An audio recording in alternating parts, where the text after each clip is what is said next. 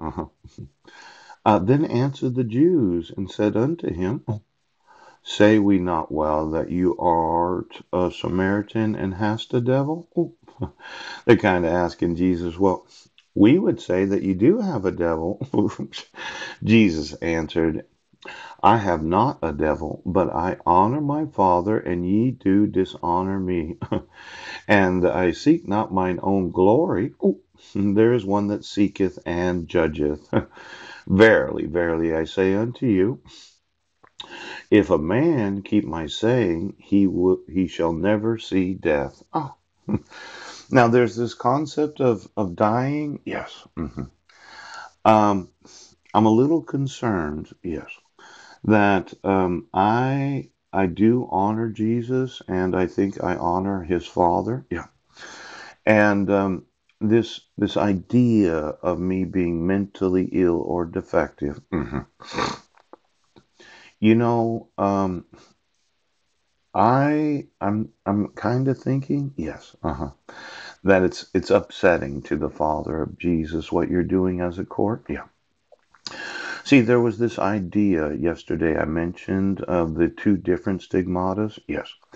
There's one that you might receive as, well, as a way, yeah, of hearing the sins of others. And there's that confessional. Yes. I might get that out in just a few minutes. Poop. But it seemed that when reading the biographies of Pius, yes, he sat there for approximately 16 to 18 hours a day. Yes. Listening to the sins of those that are Catholics. Right. I don't think you get one of those stigmatas of a saint. Yes. Unless you actually did have to hear how sinful Catholicism is. Ouch. Seems that all these Catholics that have to go to confession, that once a year you're going to allow for the absolution of their sin. Could you get me those confessionals? See, I thought I needed to make a large gift to the Catholic Church of quite a few new confessionals. I mean, we can put them around the church itself. Yes, we can employ X number of hundreds of thousands of additional priests. Are we having a difficult time getting enough priests to hear the confessions of those in Catholicism? See, as I was reading this Knights of Columbus brochure, yes, it seemed to me that this idea of you, the priest, as a mediator between God the Father, yes, and those that are parishioners, yes, absolving them of sin.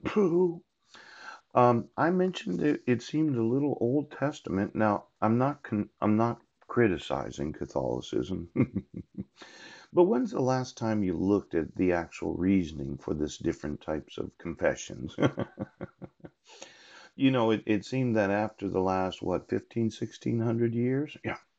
Did you actually read the literature that you're producing for those that are in Catholicism? Yes. When I was reading it, yes. I really thought about it. Yes. I'm going to sit there, yes, and talk about my venial sins. Yes, yes. And then, well, I know. There's that Virgin Mary again, and then there's that Joseph, yes, the father of Jesus, and then there's a large number of priests that have any knowledge of the violating of the ecclesiastical law.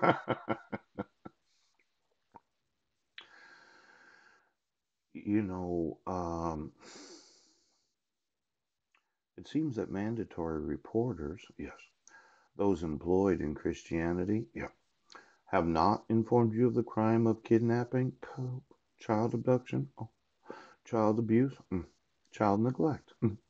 You tried to convince me that my son should be graduating at 19 and a half years old, that it's not child abuse, that it is not cheating, yes, to have on sports teams, yes, children in the wrong grades so as to give you a unjust advantage as a football team.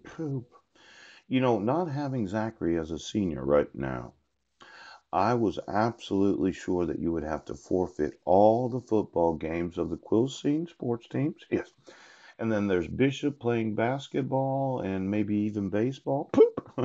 You know, when we think about the crime right now, having children in the wrong grades, yes, gives you a school the unjust advantage of not having them in the right grades. Oh, now I would say that every game that they played in, yes, since my wife abducted them, oh, since the false allegation of violating the probation conditions, I don't think you understand how upset I am about this.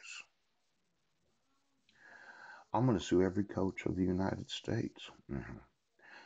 I mean what I say. These punitive damages, yes. Well, there's what's known as personal lawsuits, yes. There's what's known as class action lawsuits, yes. There's tort lawsuits, yes. And then there's the punitive damages of